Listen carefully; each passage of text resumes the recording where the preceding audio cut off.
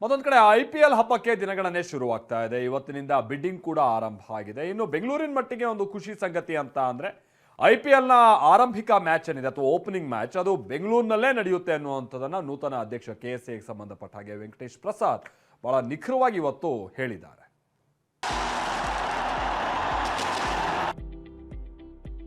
IPL cricket ಹಬ್ಬಕ್ಕೆ ದಿನಗಣನೆ, bidding ಜೋರು.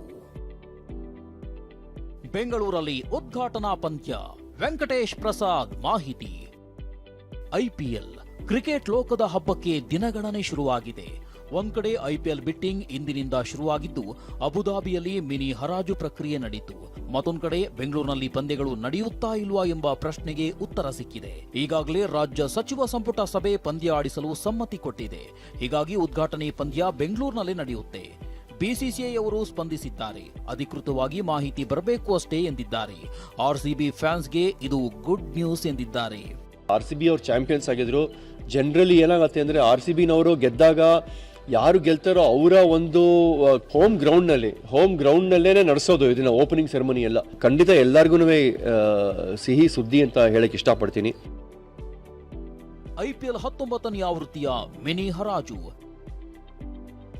25 ಕೋಟಿಗೆ ಸೇಲಾದ ಕ್ಯಾಮರೂನ್ ಗ್ರೀನ್.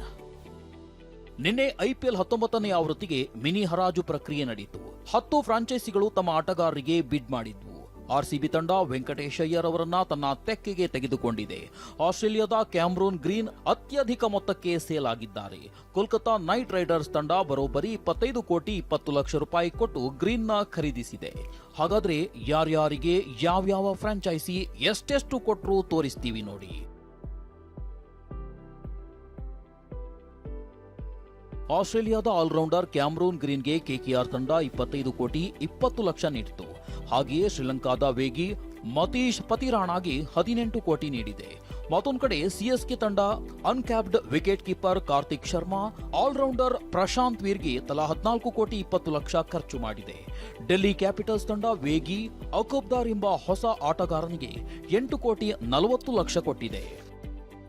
ಮತ್ತೊಂದೆಡೆ RCB ತಂಡವನ್ನ ನೋಡೋದಾದ್ರೆ ಆಲ್ರೌಂಡರ್ ವೆಂಕಟೇಶ್ ಅಯ್ಯರ್ಗೆ 7 ಕೋಟಿ, ಹೊಸ ಆಟಗಾರ ಆಲ್ರೌಂಡರ್ ಮಂಗೇಶ್ ಯಾದವ್ಗೆ 5 ಕೋಟಿ 20 ಲಕ್ಷ, ಫಾರಿನ್ ವೇಗಿ ಜಾಕೋಬ್ ಡಫ್ಕಿಗೆ 2 ಕೋಟಿ ಹಾಗೂ ಸಾತ್ವಿಕ್ ದೇಸ್ವಾಲ್ ಎಂಬ ಆಲ್ರೌಂಡರ್ಗೆ 30 ಲಕ್ಷ ನೀಡಿದೆ.